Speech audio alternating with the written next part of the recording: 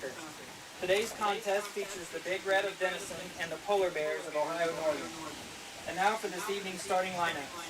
First for Denison, who enters today's game with a record of 2-0-4 overall. In goal, number 0, Molly. NK Telco Sports welcomes you to this broadcast of college soccer, where the Denison Big Red will take on the Ohio Northern Polar Bears. Tonight's game is brought to you by the following sponsors: First National Bank, Keyhole Pizza, Precision Strip, Winners Meats, and NK Telco. Once again, a thank you to those fine sponsors that allow us to do this.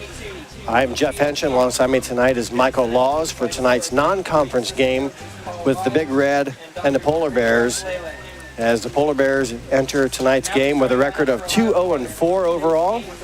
Ohio Northern with an 0-5-1 mark overall. So, Michael, these two teams looking for some wins to help them get some momentum here in the season.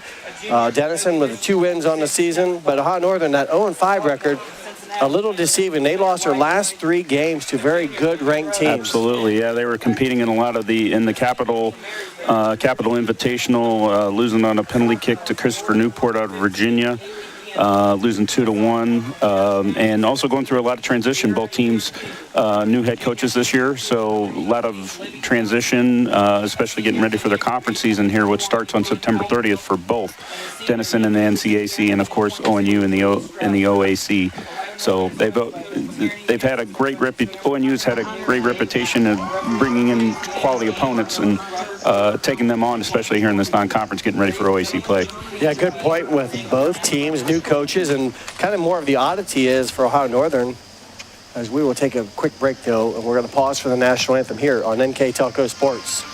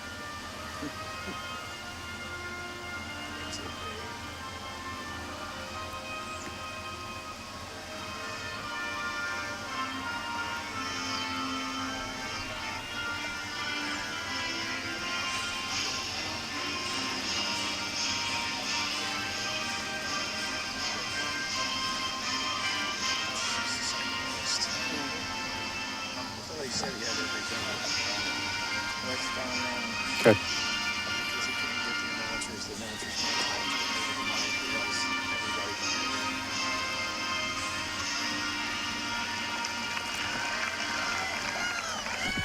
Welcome back to Ohio Northern as we get ready. As I mentioned, the coaching staff, both teams with new coaches this year, and what's kind of ironic is Ohio Northern's head coach was at Denison. Mm-hmm. So he's very familiar with a lot of these players. His name is Ben Tierney.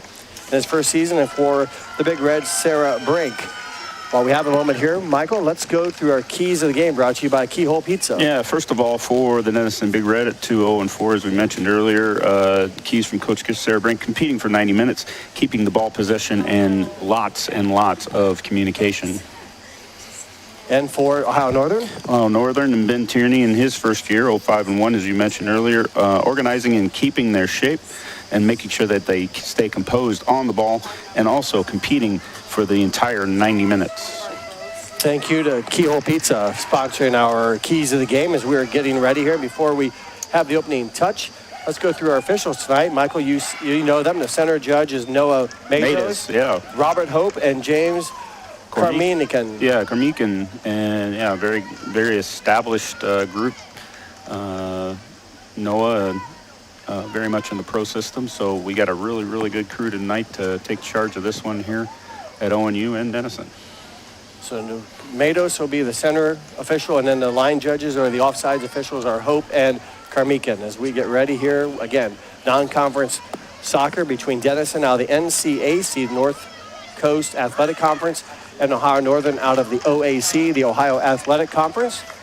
On a very beautiful night here. I'm not complaining, Michael, but it wouldn't hurt me too much if that sun would set in about 10 minutes, as we are looking directly into the sun. And of course, we're on the other side of, if you've never been to ONU here, we're on the other side of the football stadium. So basically, we're flipped here from Dow Robertson. We're actually using their press box, but looking here at Kershaw Stadium here. So on the other side, home here for ONU soccer. And the Polar Bears have been very good here at Kershaw Stadium. They have a winning percentage of almost 77% since it opened here in 2013. So they've been very good on their home turf, and we're underway. Yeah, they made the move here, as you mentioned, here in 2013.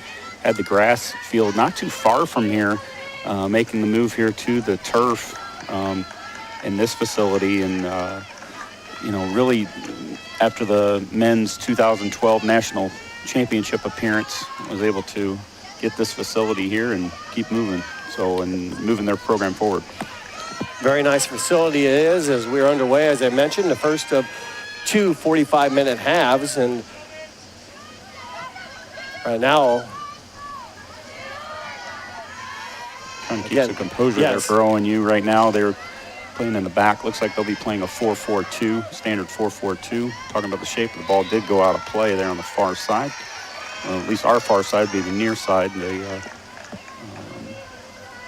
Near side for the Big Red. For the Big Red there, and a throw in there for Denison.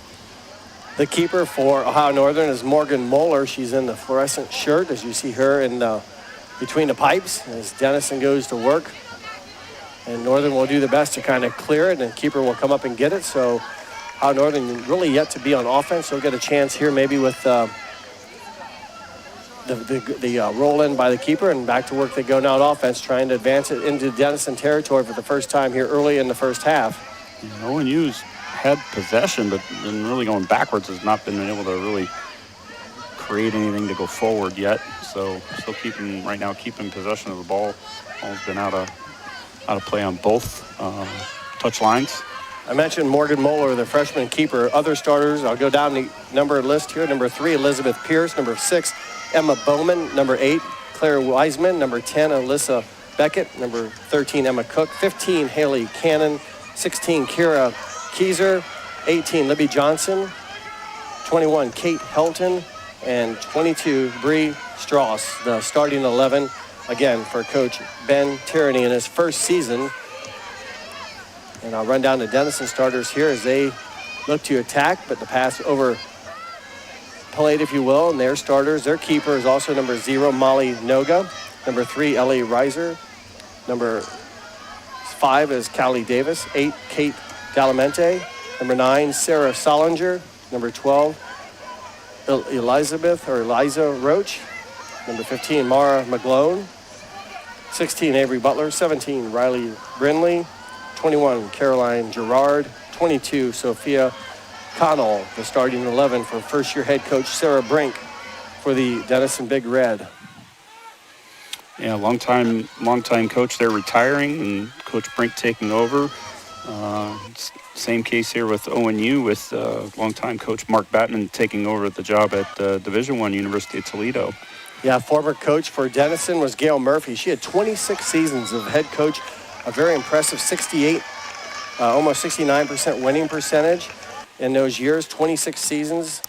And also, as you just mentioned, with the Ohio Northern head coach, Mark Batman, he takes over at Toledo. He had been here for Ohio Northern for 19 seasons and a very good 70% winning percentage. So both these young coaches have big shoes to fill. And absolutely.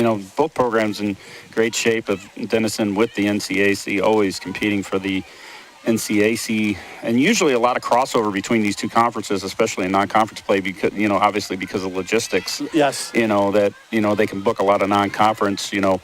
NCAC is you're going to see Wittenberg and Kenyon and those local flavor, a little bit DePaul. Actually, that'll be ONU's next opponent. Also, NCAC member will be there, and then they will that will close out their non-conference schedule, and then the ONU will kick into OAC play here on September 30th. So at Mount Union. At Mount Union, yeah. So yeah, two great conference. Especially right here in Ohio. You mentioned the logistics of the NCAC and the OAC. Denison, about a 2-hour drive, so you can do that in a day and get back at a reasonable time. So again, Absolutely. logistically makes sense. And If you're not familiar, usually they're right around the Newark, Ohio, kind of north of Columbus area. Yeah. If you're not familiar with from where Denison is. yeah, I had them kind of east of Columbus. I passed through there, on my way to Wheeling over the weekend. I saw the Denison University sign, so east of Columbus a little bit, but 2-hour drive and pretty good soccer programs. You mentioned Ohio Northern. They were the co-champs of the regular season last year in the OAC and also the tournament champs. In fact, back-to-back tournament champions have been the Northern Polar Bears the past 2 years. So they've put together a nice little run here. And again, their home record is very impressive. Almost 77% winning percentage, or 777 here at Kearson Stadium. Yeah, especially here with the turf, and especially being a regulation-sized field. A lot of teams have, Condensed. Usually they're in condensed fields. Denison on a natural grass. When I had ref there before, and long time ago, and kind of a condensed. I don't know, still not a big field, but not as big as it is here, especially with turf and being regulation. Definitely plays the advantage of Ohio Northern. Had a couple of fouls here. Denison been kind of aggressive here. A couple of fouls early. Actually, 3 fouls already for Denison here in the opening minutes. There's a through ball, and a Northern does have an opportunity at a shot taken and missed. Now that's a shot on goal, and I can't see the number. Yeah. Far side, unfortunately, it's number 3. Yeah, shot by number 3 over the crossbar. Elizabeth Pierce, junior from Liberty Township, Liberty Township, Mount Airy Dame High School. Yeah, nice through ball there, but trying to play that diagonally here and trying to break down that, and that's actually the first good opportunity there for ONU. Yeah, good offense, and she stayed on side. You have to stay on side until the ball is touched, right? Yes, correct. Then you can break through. As soon as the ball is touched, that's when the ARs will make that decision, and it's any playable part of the body. So anything that you can legally play the ball with, if that is a head, then they can judge you to be offside. So, and sometimes it's a little deceiving. You may think the player's way offside, but Absolutely. It's when it was touched, and then the speed of that player can take advantage of it. Now, big field, it spreads the teams out here, as you mentioned, and Northern got a nice shot off, so unfortunately it was a little bit high, and for Denison Big Red, they avoid the first score of the match. Yeah, for sure. This is, and I think that even though the sun's kind of on behind the coaches, it could play a little bit of at least vision here the first 15, 20 minutes here until it kind of gets behind these trees over here, even though it's not in either goalkeeper's, direct line of sight, but still, Well, the field looks like it's in shade now with the limited those trees, but up here for us, who we're above the trees, it's going to be in our vision. Of course, it doesn't matter what we see, but You're right. At least each keeper is not looking, for the most part, at least directly into it, so that won't be an issue, or which shouldn't be an unfair advantage, I should say. And the only one really struggling with it here is the AR on this side, unfortunately, at least for a couple of minutes. So hopefully it doesn't come down to a game-critical decision there that his sight might be overtaken there. So Denison controlling there. We'll have a throw in about midfield. Nice throw in there. Finding feet. But turns that ball over. Yep, and we're talking about that composure, that's where that's going to come in, creating those turnovers that ONU just did. Well, they'll look to spread the field again and use some of that. You mentioned the grass and natural turf. I would think turf, if you have a faster team, would be an advantage because the ball moves quicker. You play Absolutely. faster. So, Northern, a quick team, can use the turf to their advantage. Yeah, the ball will definitely travel here on this surface. So, yes, you're exactly right. And, if you like to play quick balls, that is something that you do have to get used to. Teams, vary from location to location. Some play on their football stadiums in some of these conferences, some are natural grass. And it is something that you have to adjust to from game to game. So Northern right now with the ball momentarily as it goes back now to Denison. It'll be back to Northern. Another throw in from the touch line as quickly it's put into play as The sun begins to set here. It's a beautiful night, though, otherwise. You can't ask for much better weather. It's low humidity and warm but not too hot, and a good night for volleyball, good night for soccer. It could be a good night for volleyball, too. True. Yeah. Yeah, that's inside. But we're not, we're over here. But, definitely a good night. Dealt with some heat here like a couple weeks ago. A lot of these earlier games that they were playing, a lot of heat breaks, they were mandating stops in the games and stuff like that. Definitely hurts the flow of things, and definitely since the temperature's gotten down, you can play kind of a full 90. Ball did go out of touch there. So that's something that soccer does on heat. Is that up to the officials or agreed upon before the match? Usually it could be a conference decision, but coaches can decide on that and stuff like that. They have, at least in NCAA Division I, they do have the ability to do media breaks as well, which is about halfway through the half. They'll find a place to stop, which would usually be a goal kick, throw in something. When they're televising games, they have done that, and they've kind of implemented that here in Division II and Division III play, which is what we're in. We're in Division III play here at ONU. So, but they'll find like a stoppage halfway through the half. Some had mandated, depending on you go so much, and then there'll be a break and kind of go from there. So, and it was definitely a issue early in the year. And especially on a surface like this, it can get pretty warm. Definitely the temperature goes up, and players getting used to it, and that sort of thing. And they hadn't been into full blown to be able to hydrate, and spending all the time with the trainers to be able to stay as healthy as possible. Right now, I shouldn't be an issue for the heat. I wouldn't think, as again. Should be, let's say, a steady or a quick 45 or an uninterrupted 45 minutes, as we have down into 33 minutes of action so far. Yeah. It's been kind of spirited. I have to, at least here in this first 12, 15 minutes, you're the edge of Denison at the moment, a lot more ball control. I would say that time of possession is definitely with the Big Red, but Northern, to me, though, with the limited opportunities, really have the only scoring threat. Yeah, so far. They had the better shot by they were more of a threat, but as far as ball possession, definitely got to give that to the Big Red, at least here in the first 12 minutes or so.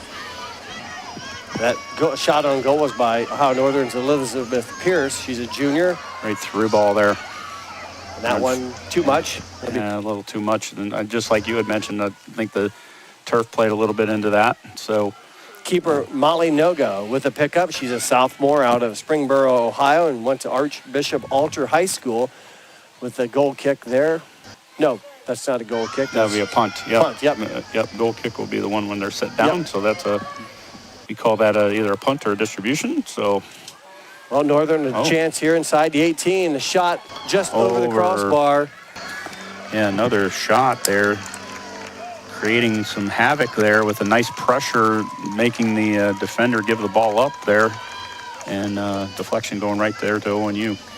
So, and we'll try to get a number from our spotters. Yep. 8. And that shot on goal was by number 18, Libby Johnson, a junior out of Fairfield, Ohio, Fairfield High School. So Northern 2 shots on goal here in the first 13 minutes of action, but nothing to show for it yet, as again, it'll be Northern ball on the touchline down here. With throw in here. Claire Wiseman with the, that's 8, yes, Claire Wiseman with the toss. Going into the area. And now a corner kick possibly? Yep, that will be the first corner kick, evidently deflected off of the Denison defender there. And that will get the first set corner kick here for ONU here. I believe it's number 6, Emma Bowman. It's put into play quickly. So Northern a chance here. The crossing ball is headed away by the Big Red, but Northern with possession. And a clean field by Noga, and she will end temporarily the Polar Bear threat with the corner kick. And Northern really didn't get any good looks out of it, but good play defensively by the Big Red. Absolutely. Yeah, they read that well. Got a little bit, basically call it a shot, but really wasn't too much on target and really not Is that considered a shot? Yeah. Or just a shot, not a shot on goal? Yeah, we wouldn't have considered that a shot on goal because that would have gone wide, but the goalkeeper had to play that. So what was that called right there? That would be a deflection, so we're good there. So nothing was initiated by Denison? By Denison there, so it'll be more of a deflection. So that one will. So nothing solid for Denison at this moment, at least shot-wise, but definitely more of the possession in the favor of the Big Red. We just go past the 30-minute mark, so 15 minutes are in the books here from Ohio Northern University as, again, Denison traveling 2 hours here to the Ohio Northern University to play inter- or non-conference soccer action, and so far nothing to show for it on the scoreboard. We're tied at 0-0 on the First National Bank scoreboard. Is there a foul? Yes, it is. So foul for the Big Red. That's their fourth of the day already. So, but most of those fouls, and correct me if I'm wrong, it's a foul. So to me, they haven't been in like danger zones. Mm-hmm. They've been far enough away. So I guess does that 4 fouls really mean anything? Yeah, right now you had 2 in the middle. You had 2 in the midfield and 2 in the defending third. So nothing to. The closest you had a shot maybe from 45 yards out from anything that you've had so far. Those are direct kick opportunities. You can score off them. Yes, if it was deemed a one of the 10 fouls there. So have another shot there, not on goal. So right now it's 4 shots for ONU. So they're definitely nothing on goal yet, but definitely. So it's not those ones that went over the crossbar are not on goal. They're not on goal. Because the keeper didn't touch them. Correct. Yeah, the goalkeeper would have stopped it from going in, then we would count that as a shot on goal. So gotcha. Yeah, or we would count hitting the goal frame as well. That one passed all the way back. Keeper can't use the hands on that one when it's an intentional kickback. So and also she was out of the area as well. Correct. So she'll play it as a regular field player, which she's allowed to do. Denison trying to work it down the field. Left side here, number 21 with it. That is Caroline Gerard. Her pass to the middle, taken away by the Polar Bears. So another good defensive, let's say, play by the orange, if you will, the orange jerseyed Polar Bears trying to clear it and get it away from Denison, or get it out of their own territory. And right now it's pitch and catch, if you will, but down in what I call the danger zone. I think you call it the final third, maybe? Yep, the defending third, and they were able to get out of that. They were scaring me there for a little bit, so playing some back and forth, but we're able to get out of that. Well, here. And now they're coming back with about even numbers here, about 5-on-5. Bit of a run here for the Polar Bears. Ball lost and into the hands of the keeper, so that will stop that threat momentarily. And with the pickup is Molly Noga, and she will punt it away. Yep, that was deflected. We wouldn't count that as a shot. So that was deflected by the Denison defender there. Northern back with the control of the ball. They'll look to work offense here and try to get something, a good pass or an opportunity for a shot. The crossing ball, though, deflected by Denison, kicked out. Nope, stay in bounds. I thought we were going out of bounds. That will be off of Denison, though, on the touchline. So a throw-in. Yeah, they definitely did the right thing. You don't want to give up a corner kick there, and if you have to give up something, you'd rather give up the throw-in. Wiseman with the throw-in, but it's controlled and back off of Denison out of bounds. That one headed out of bounds by number 5, Kaylee Davis.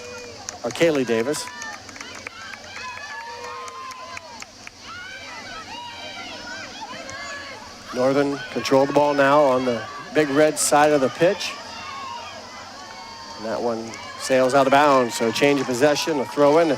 Give me just a second here to announce some of our other sponsors that include Carriage Works, Chiltex LLC, Cy Sweeterman, Dickman Supply, Elmwood Assisted Care, Hometown Opportunity, Hillsman Automotive, Kogi Plumbing and Heating, Lincoln Electric, Minster Bank, New Knoxville Supply, SecureCom, St. Henry Bank, and WCSM Radio. Additional sponsors that help us bring you, in this case, college soccer.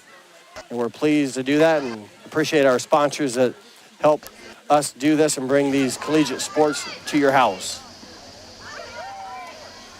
Denison trying to work offense. There's a whistle and too much contact. Yep. Foul on Northern. Coming in from behind. Actually, first foul of the game on ONU. I believe that was picked up by Haley Cannon. Number 15 was whistled possibly for the ONU foul. She's from Oregon and played at Clay High School. And with the kick here, the direct kick is number 16, Avery Butler. Butler's a sophomore from Highland Park, Illinois, and went to Highland Park High School. Headed out of the 18-yard box by the Polar Bears. And the Polar Bears back in control. Bit of a run here. She goes down. Did she trip on her own? She tripped on her own. There was nobody there. It might have been a little bit of a turf monster there. And it looks like we have another foul on ONU there. I believe that was number 17, Kira Kaiser from Ashland, Ohio, Ashland High School. Looked like she pushed her in the back. I thought I saw that. So. Yep. Nope. You got that one right. That would fall under, for those unfamiliar, we do have, there's basically 18 total fouls that can be called. So what happens what happens when you get to the 18th or 19th, I guess? Oh, no. It's just different types of fouls, I should say. So if it falls under one of the 10, then that would be under the direct free kick. And then if it's one of the other 8, then it would be an indirect free kick. So give me an indirect free kick foul. Indirect free kick would be dangerous play. To me, that would be a direct kick, though. If you have, to me, it should be warranted as more of a higher penalty. Yeah, but it's not. It's in the laws of the game, they don't deem it quite as serious. Well, they should rewrite. I'll have you call Atlanta, and we'll figure that, or call the NCAA office in Indianapolis. So we'll do that. That dangerous play would be considered indirect free kick. Correct. Okay. Yep. Which is just basically playing in a dangerous manner. Okay.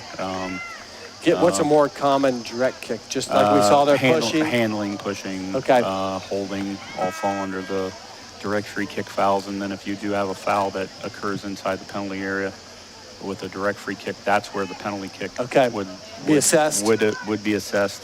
You could have a foul against your team. Moving forward, now we do have a substitution for Denison. 11 came in for Denison. I think for number 12, so that'd be Caroline Flynn, number 11, in for Eliza Roach. That was our first substitution of the game. They are allowed, it's basically unlimited substitution. However, once you're subbed in the first half, you cannot participate in the half again. So Roach can't come back in? Roach will not, at least not in this half. She can come back in the second half? She can come back in the second half. They are allowed one re-entry in the second half that they can use to their, coach can use for their discretion and what they feel is best. There's extenuating circumstances that can scrape that. Then we have a Denison foul. So with the arm parallel to the ground like that, that's a direct kick foul. That would be a direct free kick. So he deemed it more than likely a pushing foul in that particular case. So, but again, really no harm done. I mean, nope. So in a way, you can be kind of smart to get your defense a chance to get back in transition and stop, let's say, potentially a fast break. Yeah, it could be a tactical thing or whatever. Now you'll see a little bit more of assessments here in the tactical fouls, basically about 35 yards and in. And you might see more of a punishment there. So we have another Denison substitution here. 21 is going out. That is Caroline Gerard, and in for her is number 25. It's like 20. Yeah. 25 is Kendall Sirens, and she is a sophomore from Glencoe, Illinois, and went to New Trier Township High School. New Trier, yes, very famous there in. Say that again. New Trier. New Trier? In Chicago, yeah. It's near Winnetka, actually, or in Wilmette. I should say Wilmette, Illinois, which is a suburb of Chicago. So that one got deflected. Looked like Northern had a run, but the ball does not go through. Denison, good heads-up play to stop that attack. And trying to find that through ball. Easier said than done. Yeah, sometimes well played there by Denison. Nice little ball control here, but right into the body of a polar bear. That was number 5, Callie Davis, forward for the Big Red. She's a senior out of Pittsburgh, PA, Shady Side Academy. Heard some bad things about that school. No, I'm kidding. I've heard nothing about that. But Britton Serban up here in our press box, and she's from Pittsburgh, so we definitely have to talk slower if she's from Pittsburgh. A Yinzer? Is that what they call her? Is that legal or is that okay? All right. Well, I'm learning that. My daughter goes to Duquesne, so I'm learning on the fly. So she's, she's picking up the class of Pittsburgh, and then the Pittsburgh class coming over. Okay. Well, I'm still upset that kind of Pittsburgh Steelers ruined my Cleveland Browns running back's career, but I will get over that. Hopefully Nick Chubb is okay. Yep. But now we have a... Yeah, and then that will be a goal kick as that went over the... end line. End line or base. We call end line or base by line. Denison. Yep. Denison kicked it up. Denison put that over. Corner kicks, it would have been as if Northern deflected it out past the end line. You got it. Absolutely. I'm learning. You're learning. I love it. This is different than U12 soccer. I know that. That's where it stopped for me. So you got a lot more here in the in NCAA and in college. A lot more administrative stuff here in that sort of stuff, but basic concepts are pretty much there. So, heck of a lot more paperwork and stuff involved in NCAA soccer and NAIA and NJCAA and whatever other level there are here in the area. So right now we're looking at Northern. They got a nice through ball. The shot. Oh, man, beat the offside trap and could not put it away. And that was by number 7 for the Polar Bears. She must have just subbed in because I did not have her on my starting lineup. Riley Glassburn with the attack. She probably wishes she could have that one back, a little one-on-one, and just shoved it wide left. So a break for the Big Red. Missed opportunity for the Polar Bears, but yet that's just a shot, not shot on goal, correct? Yeah, she put that wide, so... would have been able to put that on frame. That would have counted as a shot on goal. So a couple opportunities, not many for the Polar Bears, but they've, when given the ball, if you will, been pretty efficient about getting some shots. And Denison, winning the time of possession or ball control, has limited shots on goal. So a chance here, the crossing ball will be deflected out, saved by the Polar Bears. Not sure who headed it, but good defensive play by the Polar Bears. Giving it back there. Talking about composure on the ball, and that get an opportunity. Now you're losing it. So they're going to ride that out. Now it'll be a goal kick. So good job defensively, you would say there. Absolutely, that's a great shield. So fantastic great shield. Yeah, fantastic shield. We got Julia Flanagan, number 29, in for the Polar Bears. And then number 26 checking in for Denison. She is Isabella Guzman. She's in for Denison. And for Northern again, Julia Flanagan from Dublin, Ohio, Watterson High School, in for the Polar Bears. So again, they are basically unlimited substitution. But once they are substituted here in this half, they will not be able to return in this half. And then starting next half, they will get a re-entry. Start over. Yeah, they basically you can start over with a whole new group. And it looks like we had foul on an impede there on Northern. ONU, yep. So that'll be a foul against them. Now the foul's starting to even it out. Denison was really heavy on the fouls early, and now it's starting to kind of even out and be even here, 5-4 in favor of Denison. But and Denison, I think, picked up about 4 of those, like early in the first 5-6 minutes. They had about 4 in a row there, and now it's starting to kind of even out here. Well, 3 head shots, if you will, for the Polar Bears to clear the 18. There's a shot on goal by 25. That one would have been a shot on goal because that would have gone in if the goalie wasn't there. So. I think you told me that last year. Yep. So Kendall Sirens with the first shot on goal. She is a sophomore out of Glencoe, Illinois. And you mentioned that school, New Tree Township? New Trier, yep. Mm-hmm. Out of Wilmette, actually. A fantastic hockey program. New Trier Green and New Trier White, actually. They're out of Chicago suburbs. So, yeah, that'll be a throw in there for ONU. We're down to the final 15 minutes. So the final third of the first half, if you will, is There's a whistle. Tell me what's going on. Do we have a stop? Yep, we have a stoppage in play. It looks like, what do we have? Don't know. I don't know. The conversation with the coach. We had a question about something. Well, head.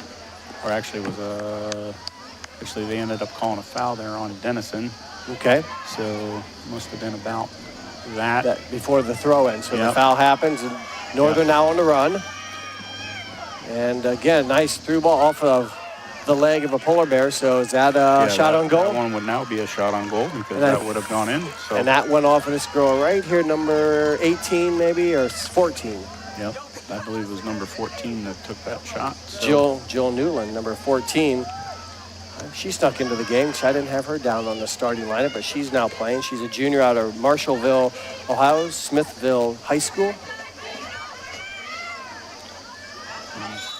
There's a foul. Yep, a little bit of a push in the back. Yeah, you gotta.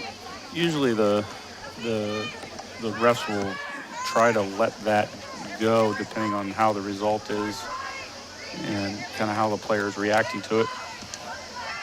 Pass here taken away by the Polar Bears as they again will limit the Denison offense, if you will, to just limited shots today and good solid defense inside the defensive third. Mm-hmm. Okay. Yeah, ONU's been relatively tight with that final.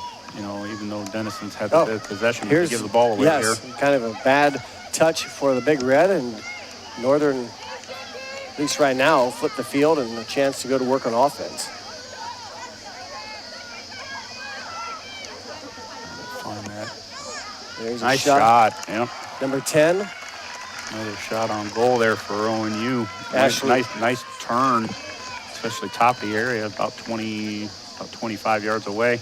Alyssa Beckett, junior from Monroe, Ohio, Monroe High School with the shot on goal. As you said, describe that type of shot she took. It wasn't a bicycle kick, but it was a quick turn. Yeah, absolutely. The quicker you can get it facing the goal, and especially within 35 yards, beating them and trying to get the ball off is definitely a good thing. So we'll get a corner kick there for Denison. So good. That'll actually be their first of the game.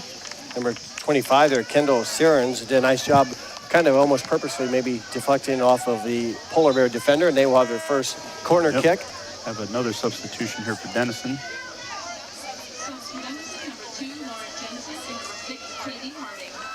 Number 2, Lauren Jensen in for the Big Red, and also number 6, Katie Harding for the Big Red. And with the corner kick here is number 5, Callie Davis. Out swinger. That will go away from the goal, and that will get a goal kick for ONU. Hey, I can see clearly now the sun is set. Absolutely. I love it. It's right below those trees now. So I thought it was just my eyes, but I can see. Yes. Definitely a lot better view here on a beautiful night here in Ada here at Ohio Northern.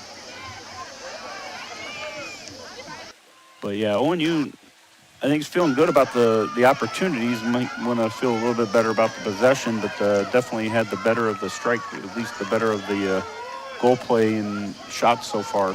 Well, they're working it down to 18. There's another shot on goal from the left side. And that was taken by number 3, Elizabeth Pierce. I think she's had a couple of shots tonight. We've called her name early in the game, and then that was a shot on goal. I think the first time she sailed it over the crossbar. So I had trouble finding the frame, but at least they're putting stuff on. It's gotten better here on frame here for the for the Polar Bears. 11 and a half minutes left to play, first half.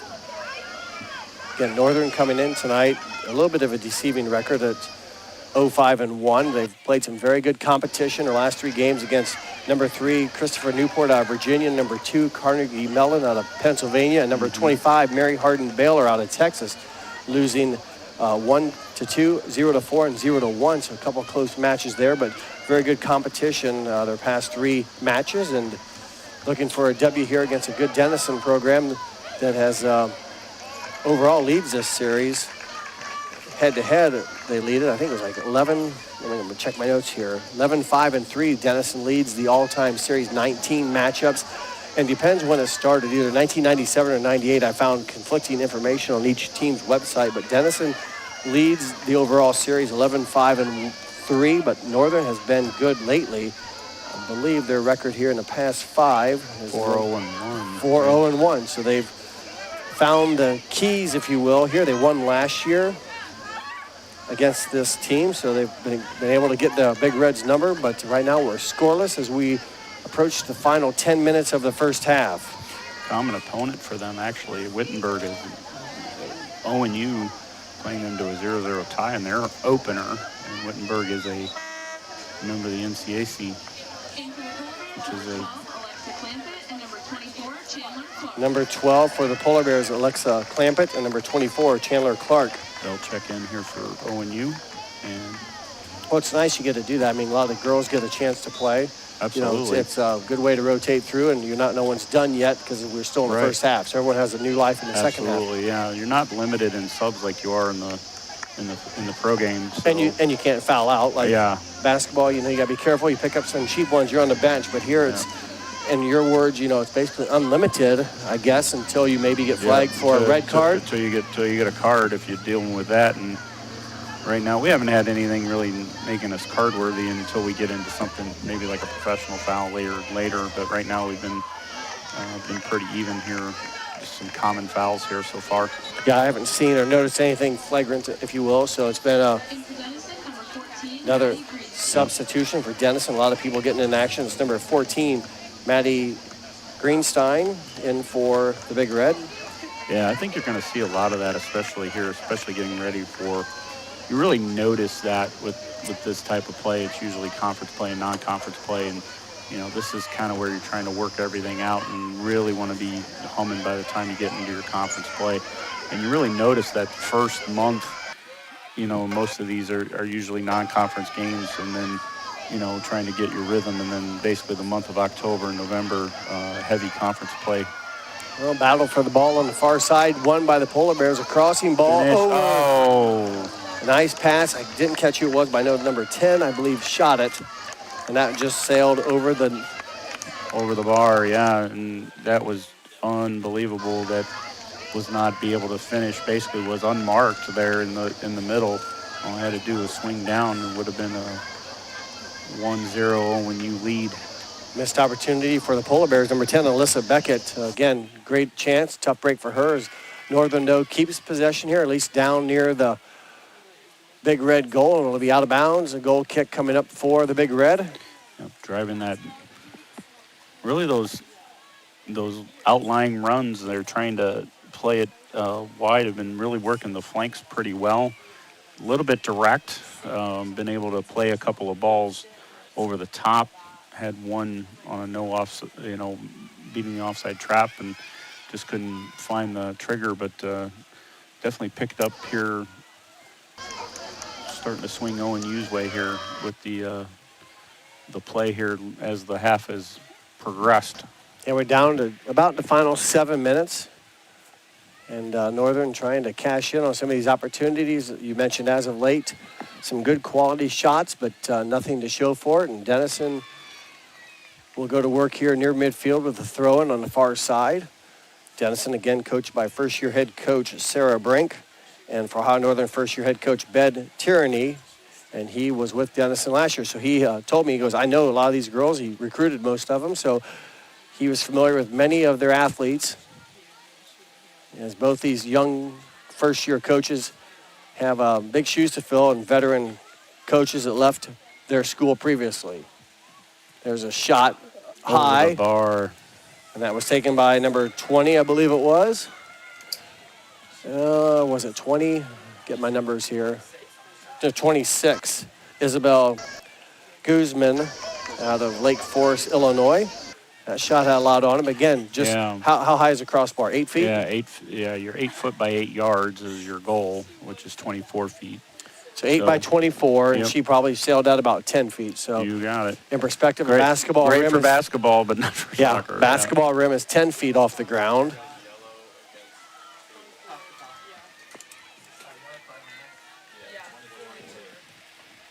foul on the Polar Bears will give a direct free kick to Denison. We might have had a card on that. Did we have a card on that? I think he said a yellow on number 24. Yellow card, and actually our first yellow card of the game. Chandler Clark. Mm-hmm. Shame on her. She's out of Lima, Ohio, Bath High School. And we'll see once if Denison can take advantage of this. Again, the only thing difference is she's a yellow card. So next she'll one be riding on it. Yeah, she'll be riding on that. They do accumulate here in college, so they get they call caution points. So after so many cautions throughout the year, she will have to sit a suspension. So, but nothing, at least not tonight, unless she gets a second yellow card. So it's almost like players in the NBA collecting technicals. You So got many. it. You Very get similar, yeah. Very similar. penalized. Yeah, everything's turned in, and they will keep track of that. And, Is that the paperwork you talked about yes, earlier correct. with the NCAA? Correct, yeah. They will. Oh, and a steal there by Denison. Oh, Couldn't really get a good foot on it. Battling down there for Denison was number 25, Kendall Sirens, but luckily for the Polar Bears, keeper Morgan Moeller able to fall on it. Denison causing a heck of a lot more problems than really needed to be there, and that's kind of come to bite ONU just a little bit right now. Another sub I thought was coming in for Northern, but Yeah, she's there now. not there in time. Not there in time, so they will get And she can only next come in. opportunity. She can only come in when it's a throw-in for Ohio Northern, or if Denison is also subbing. Yeah, Denison will have to be able to sub. Like on this particular case, there was no Denison sub, so she can't sub on that. But if a Denison player was there, she would be able to enter the contest at that point. Well, back-to-back throw-ins for the Big Red. So Northern, though, with the takeaways, we're down to 4.5 minutes. Playing it back there. So they reverse the field as they spread the pitch and try to kind of find good passing lanes, and that's what it takes. You spread the defense, and it's keep away and diagonal passing for the most part. Gave that ball away. Now belongs to Denison. Playing that wide, nice. Ooh, almost was able to find there on the flank. Here's a Now takeaway. ONU coming back. Far side with the ball, and see if Northern can get a shot off here. There's a whistle and a foul. Nope. Sorry, no whistle. I thought I heard a whistle, and play on as Northern still with possession. The through ball off the mark a bit and into open space, and an easy pickup for the keeper, Molly Noga. Didn't feel the contact was Severe enough? Severe enough, and Is you'll notice a play on if he saw a contact that he thought was worthy of a foul, but would continue, which would be an arm swing of either one or both arms, his choice. And there was no arm swing there, so he just didn't have a foul there at all, which I could Agree with? I would agree with that. I mean, this is, whether we like to think so or not, soccer is a contact sport. So a lot of people, maybe parents in the younger ages, may disagree, but this is a contact sport, and things do happen every once in a while. I'll tell you what's not a contact sport is rugby. Saw Yes. that for the first time in my life at Wheeling University. I have no idea what they're doing there, but there's a lot of contact. I'll tell you that. Well, soccer and rugby are cousins, and I'll tell you that story here in a little bit. So Well, that's what someone explained it. It's a cross between football and soccer a little bit, but they throw people in the air and they catch it. And for Ohio Northern, number 4 is Nora Metcalf, and 27 is Jess Gast. And for the Polar Bears, here the final 2.5 minutes. So she stood there at the midfield for a couple minutes. Yeah, unfortunately could not get an opportunity that allows her to do so. Yeah, unfortunately, in the pro game you can get it at any dead ball whenever the ball's dead, but we don't have limited substitutions. So we had an offside call there, so that would why that was stopped. So that was called by James. Is this James? Yeah, James would be on our side here. So James, from James the camera angle. Yep. So, Carmican. Yep. With the offsides call. It's probably the first one we've had tonight, hasn't it? Correct. Yes, that is our first offside call we've had. So they've been beating the trap here. It's really nothing really been too. They had the one ONU call that she ended up beating it, and then that one really, and nothing else has really been too much contested with the offside, with not a lot of close calls there. So they've been handling it very well. Well, we're down to a minute and a half here before intermission. It will be the first 45 minutes in the books. And still scoreless here as the Polar Bears in the Big Red non-conference action. The Big Red representing the North Coast Athletic Conference. The Polar Bears representing the Ohio Athletic Conference. And as action taking place, seems like a lot of the action has been on the other side of the pitch tonight. Very few, it seems like throw-ins, et cetera, have been on our side. So, well, I think that's come from the possession because usually a lot of teams like to attack from the right side because most teams are right-footed. Yeah, good point. So Denison, you can kind of tell that's been kind of them. So it's mostly, so we might see that swing here on the second half here, bringing that, because usually tactically they try to teach from the right side, as most of them predominantly are. We're down to final 30 seconds here. Last chance here coming up for the Polar Bears. Under 30 now, as it'll be a toss in from the far side. Clock continues to run. Looks like they will get they did a throw in, they'd get it out. See if they can get something off here before half. Down to 14.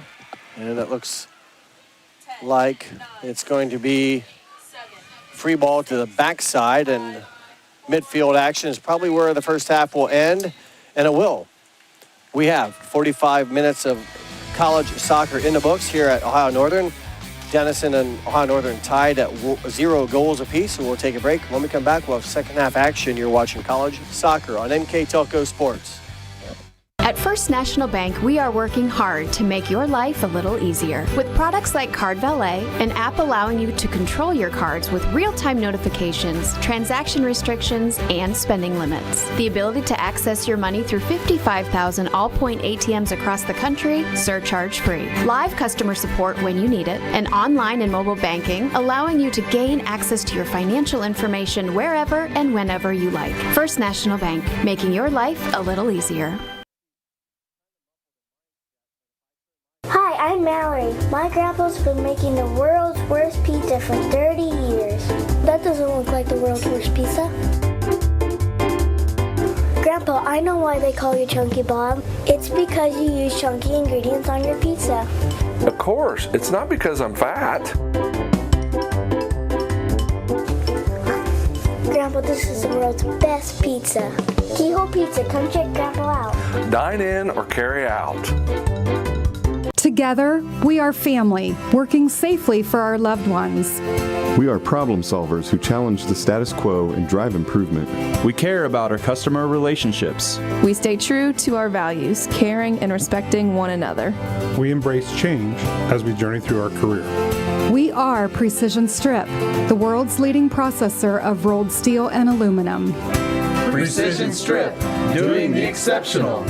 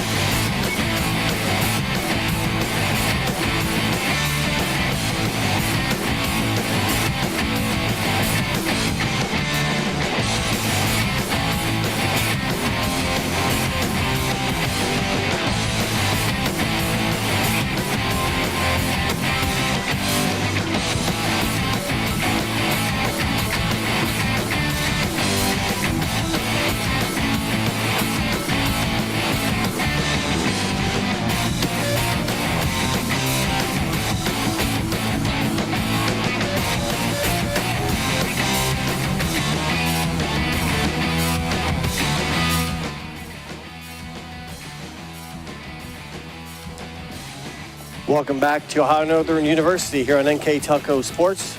College volleyball, or college soccer with Denison and Ohio Northern, and with our halftime stats, Mr. Michael Laws. Yay, for stats here for the first half. Shots on goal for ONU 7, for Denison 3. Fouls, ONU 5, Denison 4.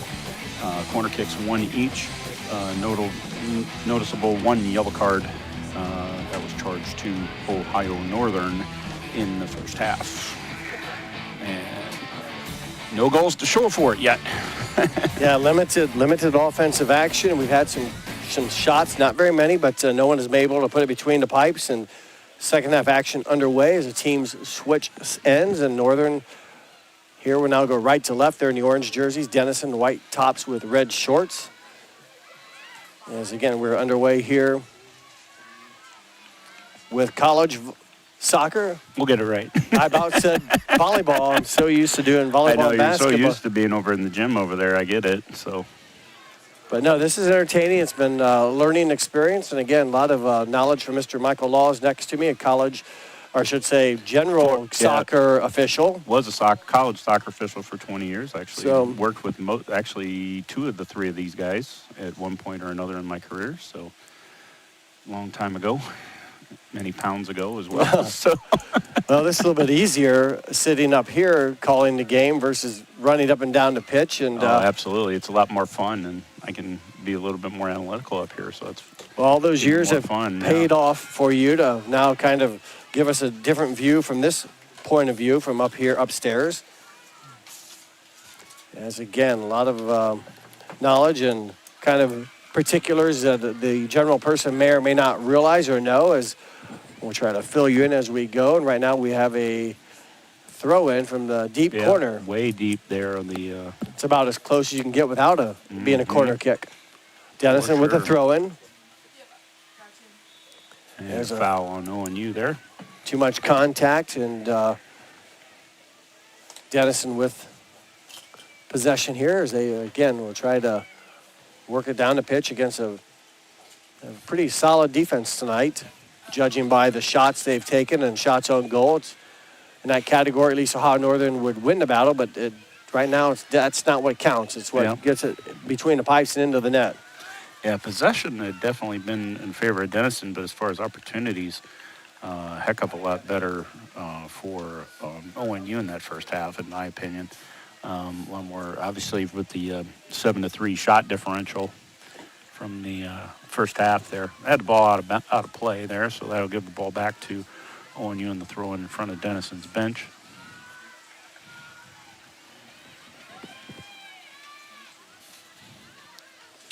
That's been causing trouble. That's been issues there for ONU. A little lackadaisical there out of the back, and they've been able to avoid the penalty. Luckily they almost gave one up actually, and they're late in the first half there with the our right defender having a little trouble handling it and almost giving up a goal, but luckily it has not did not bite them in the butt there. So.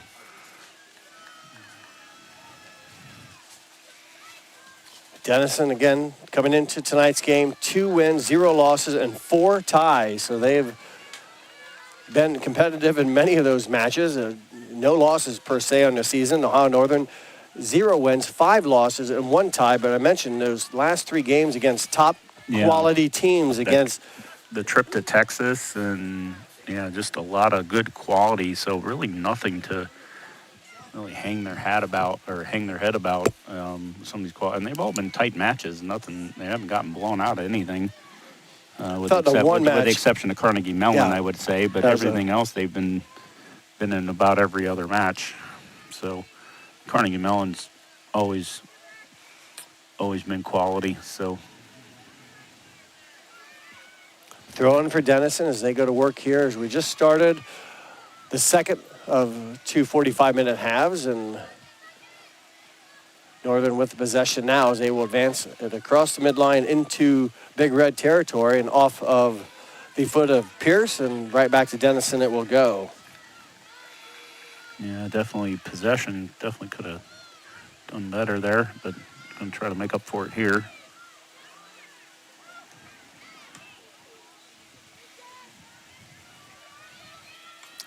So battle for the ball is right now in control or temporarily of the Polar Bears. The overpass, though, gives it back to the Big Red as, again, they will try to run offense as Northern's defense, again, with the takeaway and kind of back and forth right here across the midfield stripe we've had at the past few touches. Yeah, a lot of back and forth. Really nothing set here. A lot of loss. A little bit trying to find their rhythm here coming out of the locker room, both teams. A lot of back and forth. A little bit of a strain there, but unfortunately, nope, lost it there too. So be Ohio Northern with a throw-in. Again, easier to see the uniforms now with number 21, Kate Helton with a throw-in. Is there a time limit here you have to get rid of the ball? In some, whatever is reasonable. I mean, there's nothing really set on it, but could definitely be construed as time wasting, and is potentially a cautionable offense later in the game. Now I notice here they obviously 2 45-minute halves. There's no like stoppage time or like in the professional. Actually, all the stoppage time is done with the when the referee will make a stop of the when he puts the X over his head.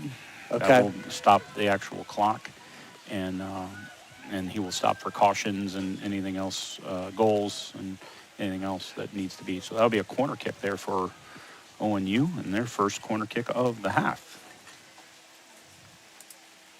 Opportunity for the Polar Bears, a set piece, I believe is what that'll be called as it goes into work and kicked out and defend. I think number 3 for Denison in there to kind of stop the threat. That's Ellie Reiser there with a foot on it to prevent any Northern activity.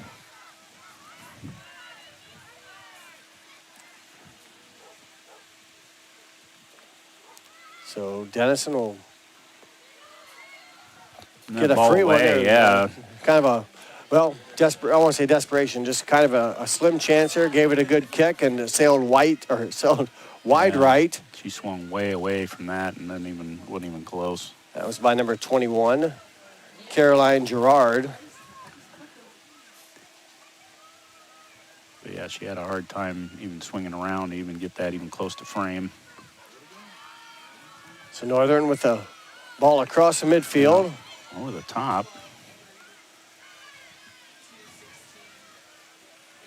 Could be, yep. Throw in for Big Red. Ball out of play. That will.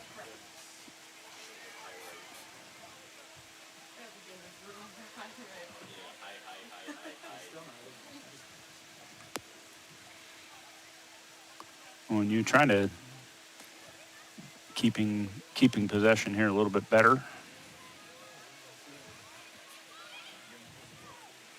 About 3 or 4, about 4 or 5 here now. A pass streak here for ONU and trying to find the opening going through, but that will get knocked back. She'll keep that, but. There's a foul on Northern. So the tripping foul, the foul called on Northern's number 29, Julia Flanagan.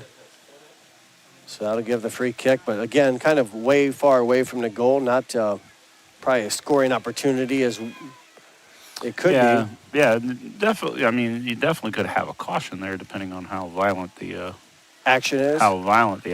I mean, but you can get more of the tactical stuff here within this 35 yards and in. So you'll see a little bit more of the tactical professional fouls back then. Oh, nice swing. Almost got a shot on goal there for Denison.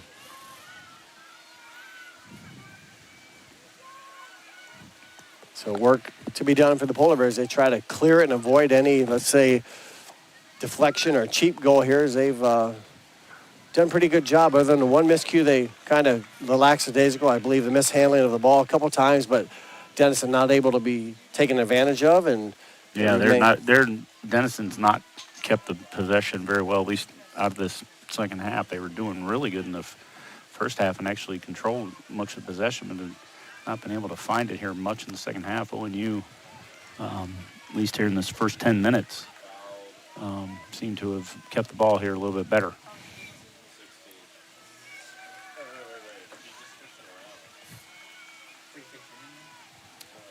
So it'll be a possession here for Denison as they have the ball just in front of their head coaching there on their sideline. Again, she is Sarah Brink in her first season. As the through ball goes through, and we'll skip out of bounds. Goal kick coming up for the Polar Bears. But yeah, we'll have a substitution here for ONU. So Emma Cook will check into the game here for the Polar Bears. She is a senior out of Marysville, Ohio, Fairbanks High School. Hey, it's interesting, Fairbanks, my roommate from college, his son played for Fairbanks, the Panthers. Yep. So she's out of Marysville, Ohio, but Fairbanks High School, and on the pitch right now. She had started the game, but now came in as a support player here in the second half. So she'll probably finish then, correct? Yep. Very well could. Could be substituted, but more than likely when you get that substitute. Good hunk of this ONU roster. Good hunk from Ohio. Only one player from Fishers and a couple of from Michigan, Detroit area, but good hunk of this area from right here in the state of Ohio. Nice ball through. Almost found actually two Polar Bears closing in on that. Well, good decision by the keeper there, Molly Noga, making a decision, when to leave the house and come up and secure, and she made the proper choice and able to get kind of a loose ball there, as you mentioned. Missed a couple of Polar Bears, and somewhat of an easy scoop there for Noga. Definitely could have been issues there. So, but yeah, I'd feel much, if I'm coaching-wise, opportunity-wise, definitely feeling better if I'm a ONU Polar Bear right now as far as chances on goal here that have gone on here with the up shots and more quality on net direct opportunities there.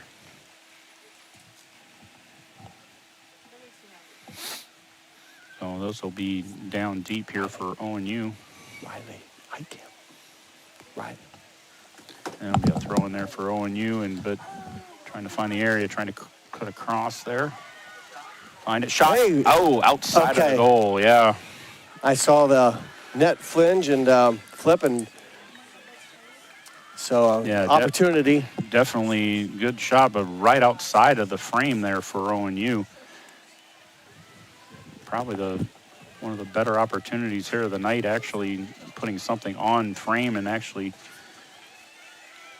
challenging. But still nothing between the pipes. Yeah, so nothing between the pipes yet. So all those good shots have not cashed in, but Northern, I think, continues to keep the gas pedal down. Absolutely. And putting the pressure on. And I'm definitely better. I'm feeling better from ONU, at least from opportunity standpoint. I feel like they've had at least better shots on goal than the Big Red than Denison right now. So agree, but it only takes one. Absolutely, yeah. And one might be enough too. So it's well, you look at the score lines that they've had. That's never been, and we might have one here for the Big Red. Well, they're into the 18. Shot by 5 off the crossbar and in. I think it went in. That did. Went number 5 over the line. Yep, that is correct. Number 5, Kaylee Davis. We just talked about it. A 5'6" senior out of Pittsburgh, Pennsylvania, Shady Side Academy. With the goal as it hit the crossbar, the 8-foot bar, and bounces a little bit reverse English across the plane. Does this have to break the plane, Michael? Yeah. So like football? The whole ball over the whole line. The whole ball. Okay, so a little bit different than football. You got it. So absolutely. It bounced there, and a break for the Big Red, I guess. We just talked about it. It only takes one, and they're on the board here at 30. Hit the crossbar good and bounced over the line. I didn't really have much doubt, and that's what the AR was there for, to verify that it was. And it does take a little nasty bounce, and if you're not referee on Johnny on the spot being able to catch that, definitely could miss that. Well, and still, you're saying a gentleman here on the near side. Correct. And he's got to be down there. I mean, absolutely. It's positioning, and sometimes, though, even if you're on the line, you can't see it that well. It's not always perfect, but, Do they have replays in professional to maybe in review the professional, that? they do. They have the VAR available, and then it is available at the NCAA 1 level, but not available here at Division 3. At Division 3, unless it's maybe a tournament. In the tournaments they do, as far as, and it's previously Obviously the school's having the equipment and doing all that, but the best they can do is these referees go through a lot of training to be able to do this. They have to take fitness tests every year and testing and quite a bit of so it's not just a rubber stamp just because I want to do it type of thing, and it's there's quite a bit of training and fitness to get that in. So I definitely trust their opinion when they put in the effort to make that happen. So and get the call right, which they did. I believe they did there. Well, that goal came at the 32-11 mark of the second half. So now a little bit of pressure on the Polar Bears. You got to feel frustrated. We've talked about some opportunities they had in the first half on some, I'm not saying point blank areas, but boy, some shots I wish those girls think they wish they could have back, and they missed them. So is it kind of like maybe missing a layup in basketball? A little bit, yeah. I mean, you definitely want to get stuff on frame, and I think that you're going to see some more directness here a little bit. I think going from there, but now we got a giveaway, and now we got some open space. This is number 5 who scored the goal for Denison with the ball, Kaylee. Oops, right, yeah, that was Callie Davis. Yep, but definitely some heavy contact there coming from behind, and referee blew that dead and got it going back the other way. So definitely correct there. Don't have a problem there. So Northern now will push the gas a little bit harder and now can hold up to 25 cars in our service bay. Come up with a play to tie the match, and Denison maybe can breathe a little bit easier as they've took advantage of their opportunity and currently lead 1-0 on the match tonight here from Ada, Ohio. I'm Jeff Henson. Alongside me tonight, Michael Laws, bringing you college soccer on NK Telco Sports. And thanks for watching, and we hope you're enjoying the telecast. There's an advantage, good play, advantage, and we have got a penalty. Okay, that's a foul inside the 18 box. Yep. So and that will be a DFK. He's going to stop the clock, and ONU gets a chance to equalize from the penalty spot. Okay, so that's from, they'll mark it at the 6-yard line? No, that's the 12. 12-yard mark. Yep. So there's a spot there at the 12-yard line. So when would they kick it from actually the spot? Anything inside the 18-yard box goes? Anything that is a direct free kick inside the area will be placed from that spot. Placed here on the 12. That's a live ball once it's touched? Yep. You got it. So you'll see everybody here outside of the area. Is this the girl that was fouled? Yeah. Or can you pick who you want? You can pick who you want. Okay, well, they picked the right one. Yeah, they finished it on the penalty kick.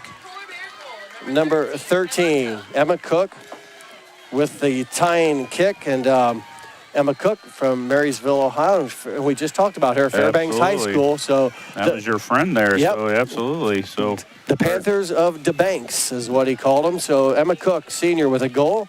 She's a 3-year letter winner, so she's been around the program, and she get that on a penalty kick, correct, Michael? You got it. That's a penalty kick goal from the spot, and we are tied at 1 apiece. Well, 2 goals exactly 3 minutes apart. 32-11 and then 29-11. Respective goals by first Denison and then Ohio Northern. We're tied back up at 1 apiece, and I think we have a sub for Denison coming in. That's correct. It's like 23 is checking. 26. 26 is checking in. 23 is checking out, I believe. So Guzman comes in. She's a sophomore from Lake Forest, Illinois. And we're tied at 1 here. Some action here opening up the offensive scoring for each team. So that's got to ease ONU's mind there that they got to feel pretty good that they not only get the penalty kick so they can convert, but they've had kind of the run of play, and I think they can feel pretty good about possibly getting that second goal, especially the way they've been possessing things in here. They're coming back here on don't really have some numbers, but they can possibly create something. Oh, lost it, but can still keep it.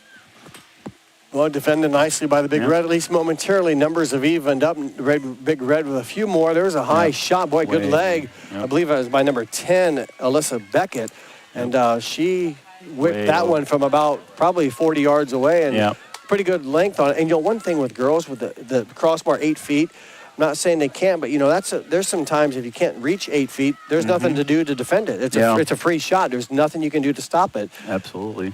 And, it's just... Yeah, 8 yards by 24 yards, and then... I'm sorry, it's 8 feet high, right? Yes, correct. Okay. Yes. Well, here's another option. Boy, the Polar Bears got lucky, and I shouldn't say got lucky, but were able to draw that foul big time in that penalty, or in the 18-yard box, i.e. the penalty area, and that automatically put it on the 12-yard mark and gave them really a nice shot as the defender really guessed wrong kind of at that situation, and scoring the goal was Emma Cook.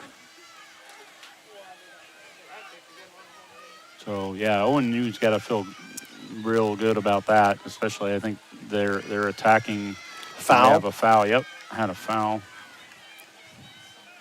on Denison there, so that will bring it up to ONU will keep possession in midfield. Boy, it's a lot of action going on with 11 players on each side. It's tough to get all the names announced. You like to give everyone their due diligence, and it's hard to keep track of every player. And for sure. So right now it's Team Ohio Northern and Team Denison competing here, and a lot of action going on here as of late. And we'll have a touch throw in on the side as the intentional kick out. Was that just allow the defense to kind of reset? And avoid a corner kick possibly then? Yeah, you definitely want to try to avoid the corner kick because you can definitely get that more into the area there. Nice shot there. Actually on goal there. That would have been, so that's a shot on goal. Okay, so absolutely. Nice job by Morgan Keller, the keeper, for a freshman keeper from Harrison, Ohio, and Roger Bacon High School. I believe that's down around Cincinnati area. Yep. Good hunk of this ONU roster is Ohio-based, and only a couple of players from Michigan, and then one from Pennsylvania. There's one, and then there's a Fishers, Indiana, I believe, as well, and that's about it. And then a little bit more of a mix on the Denison side. Yeah, a little bit more New York and spread out more, but ONU pretty much keeping it here within the state of Ohio. Action continues as Northern will send it over the Denison bench, and that's where the throw-in will happen on the far side. We have some subs for Denison. Denison will sub in 2. Get a little bit more freedom to sub here in the second half, and you do get the one re-entry, so players can sit and come back into this, but then that would be you get one re-entry in the second half. Number 11 for Denison. Number 11 is Carolyn Flynn, and number 25, Kendall Sirens, in for the Big Red. Trying to play that through. Nice defense there by Denison to cut that off. Polar Bear ball, and that will allow them to substitute 2 more. Take it back. It might be Denison throwing, so it'll keep a couple Polar Bears at the midfield stripe, and they will wait their chance for entry as we approach the final 24 minutes of the second half. Knotted up 1-1 here on NK Telco Sports. Denison and Ohio Northern University, Division III soccer between the North Coast Athletic Conference and the Ohio Athletic Conference. And as the Big Red will kind of reset their offense here, spread the pitch, the final half of the field, and look for some passing lanes and spread the Polar Bear defense.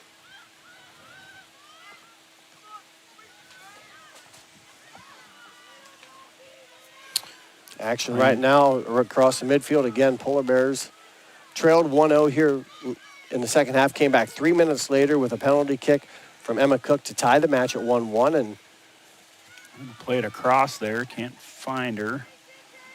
Just track it down. Pierce. Tap it in at first. That stays still does. Yeah. So Elizabeth Pierce down there, a junior from Liberty Township. That's where my other college roommate lives, and she attended Mount Notre Dame High School. So action right now back to, this is Pierce right here, 2-year letter winner coming in to this season. Yeah, definitely kind of a tale of two halves here with possession here. I think Denison kind of dominated possession here in the first half, and ONU is definitely in control. Had flipped it here in the second half and being able to get more control and actually more threats on the ball and threats on the goal, and definitely feeling pretty good here if you're a Polar Bear fan. It's kind of, it doesn't matter how you feel, though, Michael. It's you got to put the ball in. Absolutely, yeah. Because we talked about that earlier, and that's right when Denison took advantage and got the absolutely shot off of the crossbar to backspin in for their first goal. And this will be a chance here with the touch throw and 3 subs for Ohio Northern. So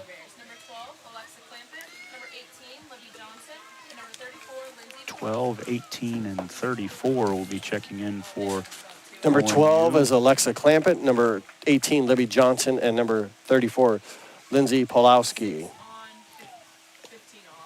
And for Denison, number 6, Katie Harding back on for the Big Red. Is right now throw in for number 21, Kate Helton with the throw in, and Northern again will look to control the ball and look for a shot on goal to open up this 1-1 tie.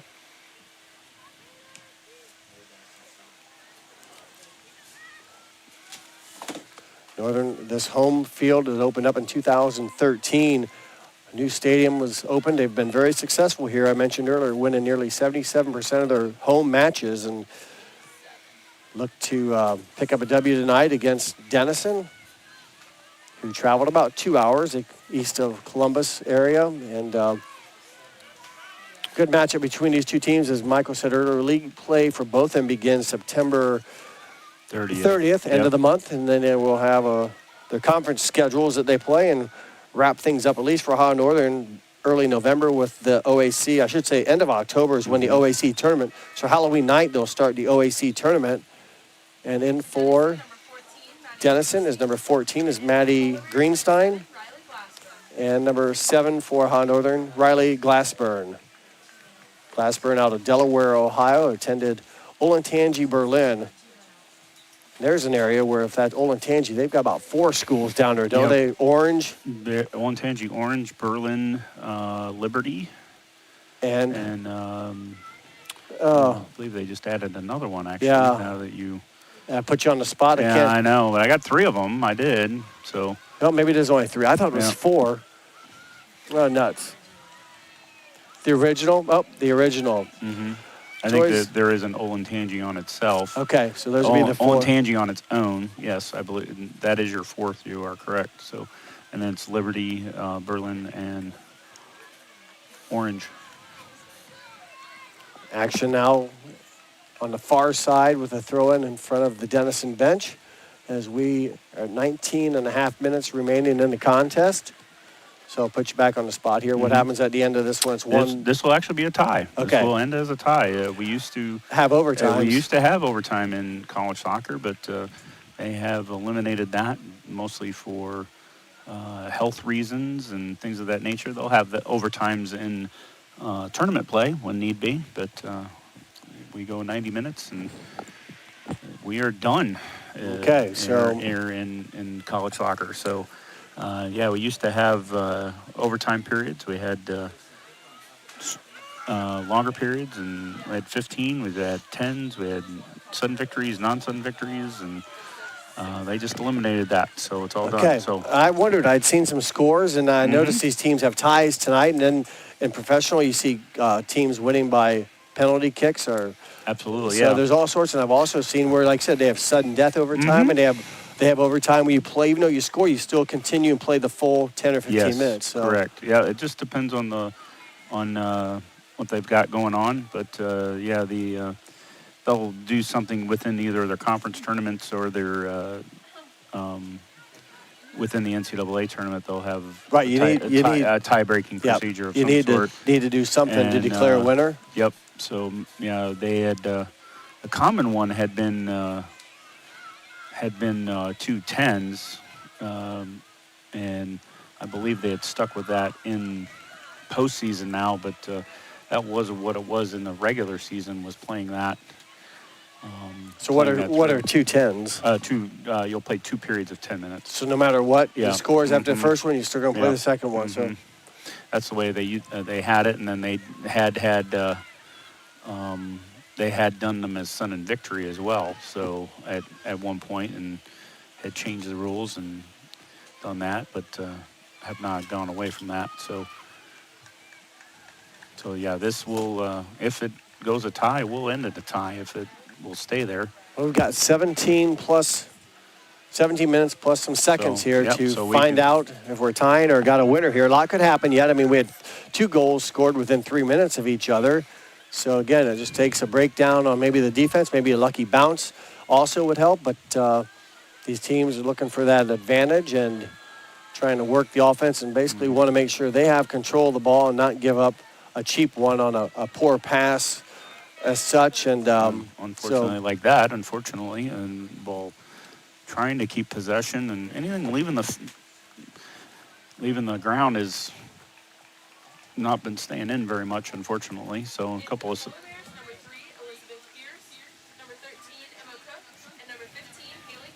we have 3, 13, and 15 checking in for Elizabeth Pierce is 3. 13 is Emma Cook, and number 15 is Haley Cannon. So Cook, who had to go a few minutes ago, took a break and then came back in. So that was her re-entry. So this is her re-entry. So if she is to leave again, she will not be able to return. So if that happens, if the coach decides to do that, but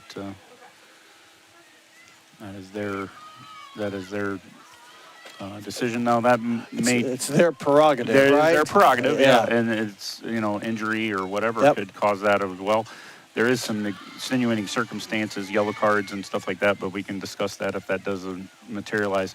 Good opportunity there for ONU trying to dribble through, but it looked like they had a nice run, but absolutely cut down there, and now Denison coming back, trying to return ONU getting numbers back. They're in good shape there. Again, the ball taken away, so both teams, doing well, let's say, between the thirds of the field, but between them, they're fine. But once they get down to crunch time, the defenses have stepped up and kind of squandered. Now, Northern will break inside the penalty area. Shot is on goal, but off the mark, fielded by Molly Noga. And the Polar Bear is slow to get up, but she does get up. So is there a chance here possibly a foul could have been called? It's possible, depending on what kind of contact was. I didn't see much in that. I didn't either, but it takes just a cheap mishap like that, and you can put the ball right back on the 12-yard line, and it's 1-on-1 with a penalty kick. So those are tough. Those are tough breaks when you're trying to defend, because you don't want to give up. You want to protect your space, and a foul can be whistled. In that case, nothing was called, which I didn't think there should be, and we play on. Right.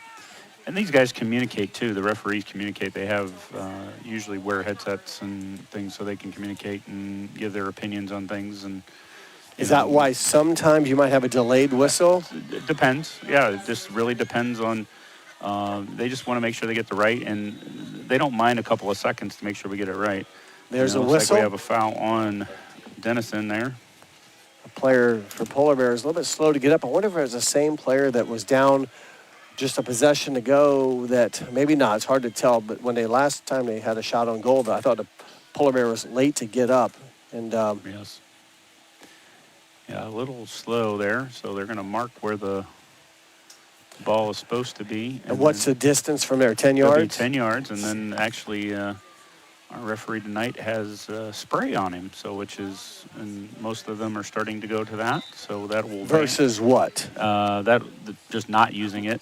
The spray vanishes in a couple seconds. Gotcha. So they can just use that as a reference. So, I didn't know what they maybe used to use before they had spray. No, they didn't use anything, and it just helps, especially. And it's usually on fields like this because they're really big and there's not a lot of markings. Now, a lot of some of these schools play on football fields. A lot of markings there. Yeah, and if the yard markings are there, you can pretty much kind of use those as your reference and be okay. And if it's on the 35, they got to be back at the 25 because that's 10 yards. Yep. So. But in this case, using the spray, which is starting to be more common here with officials nowadays.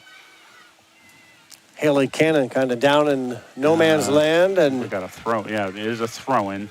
So it's kicked out of bounds by Denison. So a toss in the deep left corner. This will be by number 21, it looks like, Kate Helton from Beaver Creek. Into the area. Kick back out, and see if we'll we can get a cross. Header nice coming up. Cross. Oh, can't swing it down. Well, right in the middle, there was Alyssa Beckett with the header opportunity, the junior from Monroe, and she looks like one of the taller players out there. And she definitely found it. It's just a matter of if she could have got down and be able to maybe knock that down at least to the ground and be able to put that on the floor there. Well, she stepped right in there and defended it with the head again, as that keeps the ball with Ohio Northern on the right side now. A little give and go offense as they'll try to, again, creep into that red zone. Shot off the mark. Oh, nice shot, though. And again, ONU, very, very active. Elizabeth Pierce, we've called her name a few times tonight. That shot was taken by Pierce off the mark. She's a junior from Mount Notre Dame High School on Liberty Township, down near Cincinnati. For sure. Ball, goal kick, and there's a whistle and a foul against Northern. So 11 minutes, 30 seconds, clock running here from Ada.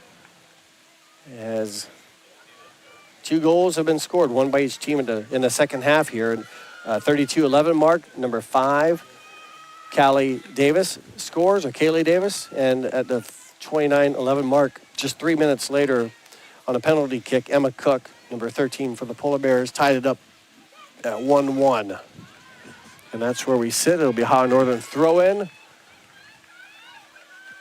Your officials again tonight. Michael, I'll let you announce them. Noah Matus is our referee. Robert Hope and James Cormican are on our far side. Now we got a ball through. One-on-one. ONU on through.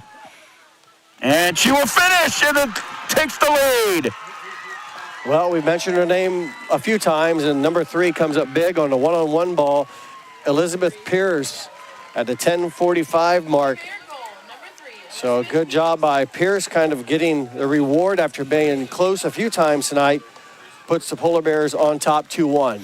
Great ball over the top there, going through, just very, very direct, beating the trap one-on-one, being able to beat her near post. And ONU right now, 10 minutes and 45 seconds away from their first victory of the year. The good ball. Do you remember who would be credited with the assist? Or we'll get that. We'd have to look into that, but it was a great through ball there from the midfield to push that through and create that. It was just an absolutely great opportunity. They were playing great balls both outside and inside, and definitely was able to get that. They had an opportunity like that earlier in the first half, and unfortunately put that one over the frame, but that one was right on the frame and gives the Polar Bears a 2-1 lead here. And a lot of things happened well there. I mean, the through ball worked. Absolutely. And it didn't go far enough through the keeper. In this case, Noga really couldn't come up and didn't have a chance. And before she came up, it was Pierce that already had contact control of the ball. Then it's kind of a, you definitely play that ball. You definitely want to make those decisions, definitely within the midfield. You don't want to get on top. You want to have that basically 30 yards and in, 35 yards and in, and that was absolutely the way to do it. And on top of that, you're not even taking on a defender. You're able to beat such a high line, which they did, trying to beat that trap, and it was just absolutely tremendous and amazing to be able to play that through, and it's definitely worked well for ONU, and could get them here their first victory if they can hold on here. 9.5 minutes away, and the Polar Bears hoping to do just that, cash in on what would be their first win of the season. As, again, a deceiving record, as I mentioned, 3 losses recently to very good ranked teams, and enter tonight with 0 wins, 5 losses, and the tie. They lost to, or tied Wittenberg opening season, and then the other 4, I mentioned 3 of them, they played Case Western Reserve, their second match. And they were number 2 when they played them. They lost 0-1, and they played Hardin Simmons out of Texas, lost 3-1. And then number 25, Mary Hardin Baylor out of Texas, number 2, Carnegie Mellon out of Pennsylvania, and number 3, Christopher Newport out of Virginia. Those last 3 schools all ranked in the top 25. Oh, for sure. And that's the one thing ONU, especially, when they set up their schedule, when Coach Batman was here and in the national, title contention with the men, I mean, they don't shy away from good opponents. They want to play good, solid teams, and they brought them in here. The men they brought in Colorado College I mean, it's. It wasn't Deion Sanders, was it? No, not that one. No, this is Colorado this College. Colorado College, the Tigers, but still, I mean, they don't shy away. Yeah, that would have been cool to have Deion on the side coaching soccer too.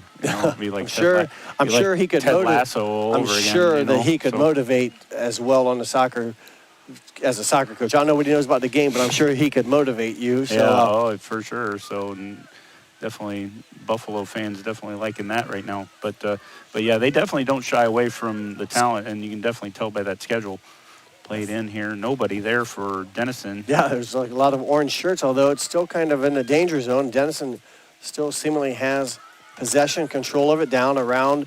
And then we got a flag up that will be offside. Sides. Okay. Yeah. So you saw that down here on the right or the bottom of the screen. Yep. The offsides, and that meant a Denison player was in front of behind that second last defender. Yep. The keeper is one of them, and then the next one. Keeper does count as a defender. You're correct, and a defender, so it can be any two defenders.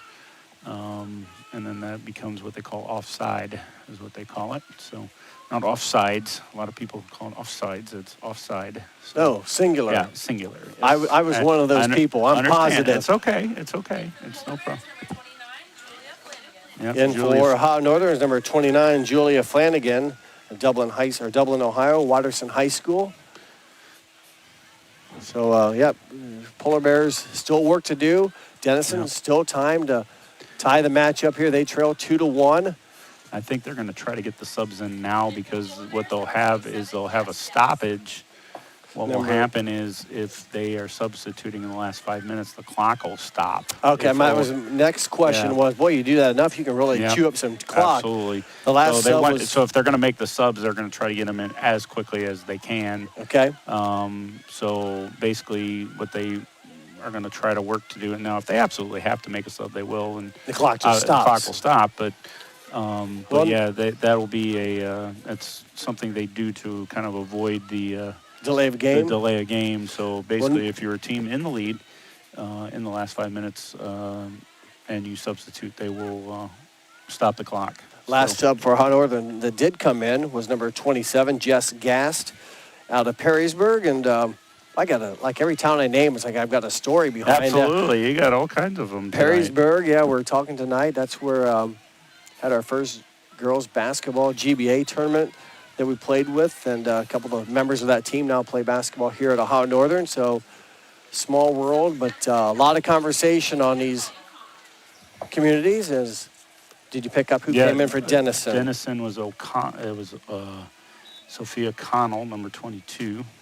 Sophia Connell, yep. She's from Richmond, Virginia. Junior forward. So we're going to try to make an offensive change. Well, there's a battle for the ball. Yep. A lot of orange shirts, luckily for Ohio Northern, plus a big bright green one. Able to come in and secure it before Denison was able to take advantage of it. And we are under the 5-minute mark. So as what Michael says, any sub now would be a stoppage. With ONU making them. Yeah. Okay. Denison makes a sub. Gotcha. It won't do anything. So ONU what you're saying, it's important that the timekeeper is on alert. So as Ohio Northern, if they substitute, then there's a signal to stop the clock. Yeah, the referee will make that decision if what about it falls in. What about the intentional kick out of bounds? It will be up to the referee's discretion there if need be, but usually with this type of situation, they usually have ball handlers, so they try to keep the ball ready to rolling. Play. So unless it's an absolute massive, outrageous thing.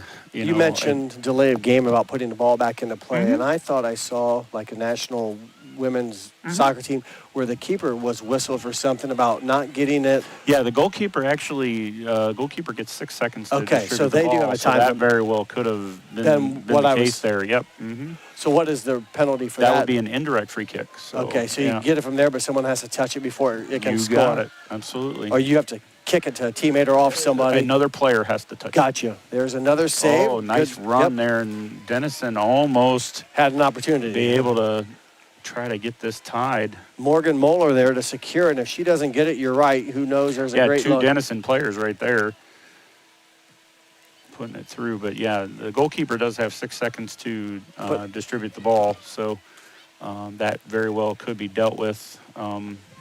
Referees try to do their best to try to keep things moving, so they'll try to remind them. They don't like do a count out like they do in basketball. They won't do that, but they'll say something to them and say, hey, I've been at 6 seconds or close to 6 seconds. And kind of, what do you want, Kay? Friendly officiating? Friendly reminder, yeah. We try to, referees try to do a lot more. Corner kick here, and again, this is critical now. Set piece opportunity, under 3 minutes to play. This is a break for Denison. Can they take advantage of it? They'll look to try to tie it up here on a set piece. This will be an in-swinger. I think she's going to go in with her left foot. Far post. Off a Denison player, but it'll stay in bounds, and they play on the far side. Now, when will Denison maybe change something tactically about bringing some of their back midfielders? You'll start seeing that now. You pretty much got the defender. Yep. You only got pretty much your sweeper back right now. The defenders are attacking. All 10 on the offensive side. Absolutely. Yeah. Well, Northern likewise, all 11. So it's 10 on 11 now? Yeah, pretty much, yeah. I mean, the only one that's not doing anything is the goalkeeper. And if you get something late, you'll see a goalkeeper involved. Even involved in a corner kick, if you get something like that available. But, yeah, you only got basically your sweeper back here. Under 2 minutes to play, so advantage the Polar Bears as they will look to try to earn their first win here on this Wednesday night. Right now, still some minutes. Minute and a half or so, minute 45 before they can celebrate. Denison will try to get aggressive here and muster in a game-tying goal. Clock on. Thought we had a foul there, but didn't go. But ONU had the ball anyway. So here's a break for Northern. Here's a break for Northern. Haley Cannon, 15 with it. Does a nice job keeping control as we are down to minute 25. Long way for Denison to go here with limited minutes of action to play. They will try to hustle the offense, and we'll see once, if you said, when will they maybe pull the goalie and play 11 on 11. She's still back on the left. The ball goes out. It'll be a Ohio Northern throw-in as we are down to the final 65 seconds. So critical here for the Polar Bears to play conservative and under control. You'll probably see a lot of balls down the field if they can get a hold of it and get control. Denison, on the other hand, trying to keep it going to the right on the screen as we're down now to the final 40 seconds. Denison will have the throw-in. Things heating up a little bit. The keeper, though, for Denison still way back, let's say, just outside the 18 box on her end. Yeah, you may see her on something like a set piece, but, right now you're not going to bring her anything, because ONU now has possession of the ball with 20 seconds to go. And no hurry, there's a whistle. Yeah, that'll be a stoppage. Just felt she was taking a little extra time there. So good job by the scorekeeper being alert on that, stopping at 20 seconds. Didn't think she had much to do the first half. She's busy here in the second half. Final 10, looks like Northern. Some work to do. The shot, nice pickup. It looked easy maybe, but very critical. That ball can take a bad hop. And that is going to be the buzzer. And Ohio Northern earns their first victory of the season on a very competitive but good quality match here. Denison, hand credit to them. They hung in well and took a lead momentarily. And unfortunately for the Big Red, a game-tying goal and then the penalty kick to win it at the 10:45 mark. And ONU garners their first W on the season. Yeah, Denison had some good control there early. They really kind of controlled it, but ONU really kind of picked it up probably about mid-first half, made it a lot more competitive.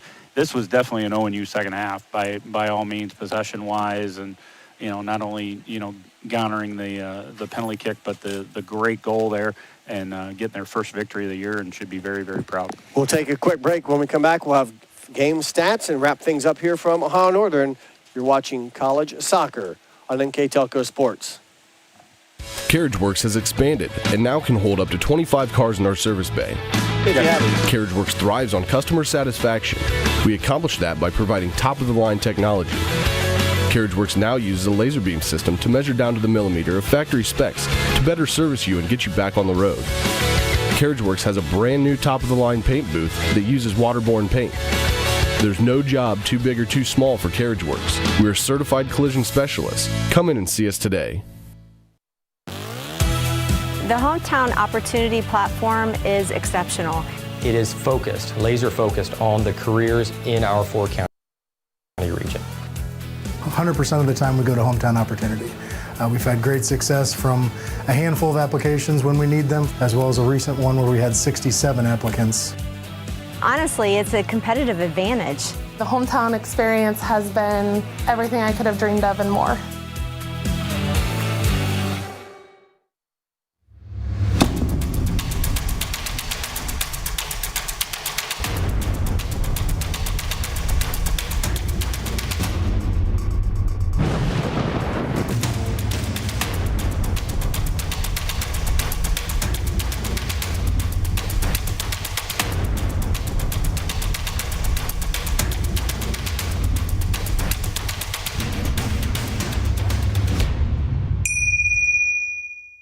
Are you looking for a rewarding career? Lincoln Electric Automation in Coldwater and Fort Loramie supplies top-of-the-line automation systems to manufacturers. Lincoln Electric Automation routinely develops its team through hiring and by offering advanced technical training. We understand that every employee matters, and every role contributes to the success of our business. We offer advancement opportunities, competitive wages, and benefit packages. Visit LincolnElectric.com and get on track to a better career and a better future. We are here and here and here. Minster Bank is everywhere, providing every banking service that you need to keep your financial life in order. Whether you are on the go or stopping by one of our branches, Minster Bank is here for you. We proudly support the communities where you live. Minster Bank, helping people achieve financial success. New Knoxville Supply Company, the supply source for residential, commercial, and industrial jobs. We specialize in plumbing products from many name brands, electrical products from replacing a light switch to rewiring an entire house, heating, air conditioning, and geothermal products, sheet metal ductwork, installations, and service. We are now housing more inventory, so all the hardware items you need to complete the job are available right away. New Knoxville Supply. Stop in, call, or check us out online at newknoxvillesupply.com. NK Telco Sports welcomes you back here to Ada, Ohio, where the Ohio Northern University Polar Bears have defeated the Denison Big Red 2-1 in college soccer. And with our final game stats, Mr. Michael Laws. All right. For the shots, for the total for the game, the Polar Bears of ONU with 15, Denison with 7. Total fouls for the Polar Bears 9, and Denison had 11 total fouls. Corner kicks were even at 2 apiece. We also had 1 offside on each side, and we had 1 yellow card charged to ONU. And the scoring summary, very briefly, at 57-48. Elapsed time, Callie Davis for Denison on an assist from Eliza Rauch. And then ONU converting at the 60-49 mark. Elapsed as Emma Cook converted from the penalty spot for ONU, and the game winner from Elizabeth Pierce on an assist from Haley Cannon at 79-15 elapsed, and ONU takes the 2-1 lead and a 2-1 victory, and their first victory of the year. Well, congratulations once again to first-year head coach Ben Tyranny, and yes. And hard-fought victory against a team that he knew very well coming in. Absolutely, he was the assistant last year, and yep. Definitely good test for both of them to kind of get going, here as both of them getting ready for their conference play to get started here at the end of the month. Yeah, and Coach Sarah Brink, her team suffers a tough loss here as they will, again, learn from this and move on. But good performance. Enjoyed watching it tonight. We hope that you enjoy this telecast. I'd like to announce our staff that helped us bring this to you tonight. Our cameras on camera tonight, Jim Miller and Mark Fissel. I'd like to thank our director, Austin Ambergy, for a fine job with our directing our action tonight. And for my partners tonight, Michael Laws, my name is Jeff Henshin. We enjoyed bringing this to you tonight. We hope you enjoyed this telecast here on NK Telco Sports, and thank you for watching soccer on NK Telco Sports.